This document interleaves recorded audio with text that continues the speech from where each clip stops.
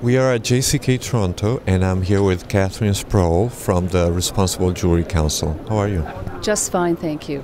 Well, we were just attending this great conference, and I think, of course, retailers are getting more interested in this, but still there is a lack of information or some lack of interest. So if you could tell retailers what's in it for them, what would you say? I would absolutely say that the retailer is the last 18 inches between the showcase and the consumer. So the retailer is the sector that are being asked these questions or will be asked these questions about where does this gold come from? Is it recycled? Where are my diamonds from? And these are very at the front line. At the front Yes. line. And I think that what retailers should know is that within RJC there is a whole supply chain initiative. So everybody from the retailer through to the mine is committed to this and committed to helping the retailer, because it's just a very key message. Certainly a diamond cutter or a mine site isn't privy to those questions that are right in front of them from the consumer. So I think that it's very important for consumers to understand that this issue is new, absolutely. Is it tough to get your teeth into? Absolutely. But it is an emerging consciousness. It's how people are thinking about their buying purchases. When you think about people that drive 5 kilometers out of their way to get a cup of free trade coffee versus, going to their corner coffee shop. If they're making these sorts of decisions about coffee, what are they going to be making when they come to their jewelry purchase? But I guess just picking on your example, there are a lot of people who are just interested in price, right?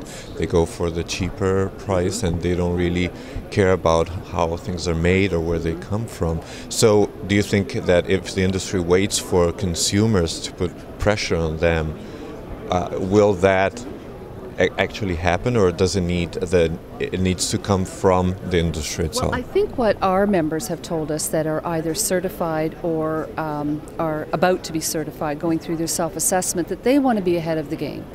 They want to be able to offer that assurance, whether it's a price-conscious consumer or whether it's a socially conscious consumer.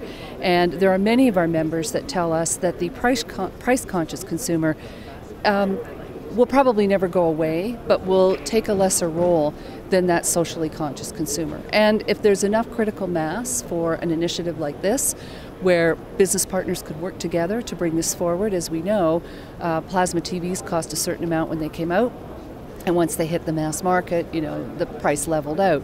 I think that those sorts of issues will be ironed out, but this is an issue that we're being told is not going away.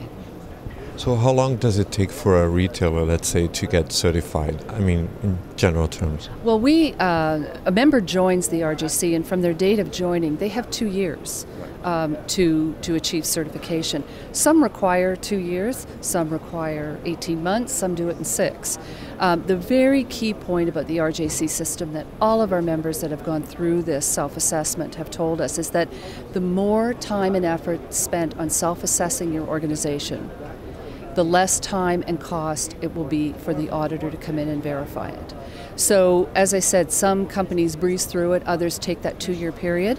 But it was the feedback from external stakeholders, our members, our standards committee, that 2 years was a good time frame.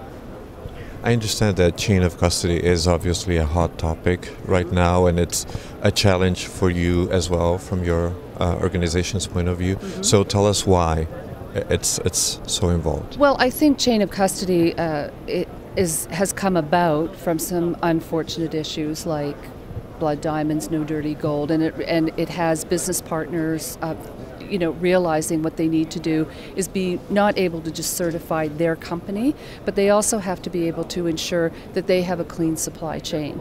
So who they're trading with, whether their own chain of custody system is in place, whether they have the right checks and balances within their management systems to assure whether they're consumers or whether they're retailers, wherever they are in the supply chain, can be assured that they have transparency within that supply chain. Well, thank you very much. Thank you very much, Carlos.